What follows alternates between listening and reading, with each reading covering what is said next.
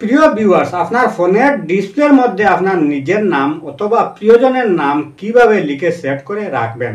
আপনি ইউটিউবে হয়তো অনেক ভিডিও দেখেছেন, তারা দেখিয়ে দিয়েছে বিভিন্ন ধরনের অ্যাপস ডাউনলোড করে সেই অ্যাপসের সাহায্যে আপনার ফোনের ডিসপ্লের মধ্যে আপনার নিজের নাম লিখে সেট করতে হবে।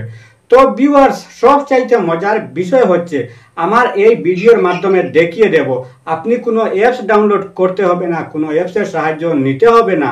আপনার ফোনের যে সেটিংস আছে সেই সেটিংসের মধ্যে গিয়ে আপনার নিজের নাম অথবা প্রিয়জনের নাম লিখে সেট করতে পারবেন। আমার এই ভিডিওর মাধ্যমে দেখিয়ে দেব, ভিডিওটা শেষ পর্যন্ত কন্টিনিউ করবেন। শুরুতেই আমার ফোনের মধ্যে এই যে সেটিংসটা আছে এই সেটিংসটা আমি ওপেন করব।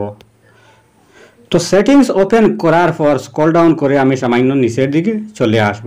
তো নিচের দিকে আসলে এখানে যে একটা অপশন লেখা রয়েছে লক স্ক্রিন, এই লক স্ক্রিনের মধ্যে আমি একটা ক্লিক করব।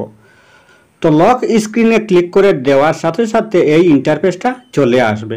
তো এই ইন্টারফেসটা আমি স্ক্রল ডাউন করে সামান্য নিচে আসব। তো নিচে আসলে এই যে এখানে একটা অপশনের মধ্যে লেখা রয়েছে লক স্ক্রিন ক্লক ফরম্যাট, এটার মধ্যে আমি আরেকটা ক্লিক করব। তো ক্লিক করে দেওয়ার পর এবার এই যে নিচে এখানে লেখা রয়েছে লক স্ক্রিন ওনার ইনফো, এটার মধ্যে আমি আরেকটা ক্লিক করব। তো ক্লিক করে দেওয়ার পর এই যে উপরে এখানে একটা বক্স রয়েছে, এই বক্সের মধ্যে আপনি আপনার নিজের নাম লিখবেন না আপনার প্রিয়জনের নাম লিখবেন, সেখানে আপনি লিখে দিবেন। তো এখানে আমার নিজের নামটা লিখব, NASHIR নাসির, UDDIN উদ্দিন। তো এখানে দেখতেছেন এই বক্সটার মধ্যে আমার নিজের নামটা আমি লিখে নিয়েছি। তো এবার কি করব, নিচে যে একটা বটন রয়েছে এই বটনটা আমি এখান থেকে অন করে দেব। তো বটনটা অন করে দেওয়ার পর নিচে রয়েছে ওকে, এই ওকের মধ্যে আমি ক্লিক করে দেব।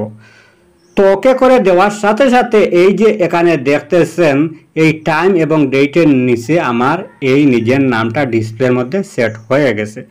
তো এবার যদি আপনি চান যে এই যে নাম যেটা আছে এই নামটা এই জায়গার মধ্যে রাখবেন না এই জায়গার মধ্যে রাখবেন, এই নিচে এখানে কয়েকগুলা অপশন রয়েছে, এখান থেকে আপনি সেট করতে পারবেন। আমি দ্বিতীয় নম্বরে এটার মধ্যে যদি ক্লিক করি তাহলে দেখতেছেন আমার এই নামটা এবং ডেট টাইম এই কর্নারে চলে গেছে। তো এর পরেরটাতে যদি আমি ক্লিক করি তাহলে দেখতেছেন অন্য সিস্টেম হয়ে গেছে, এই টাইম ডেট এবং নামটা।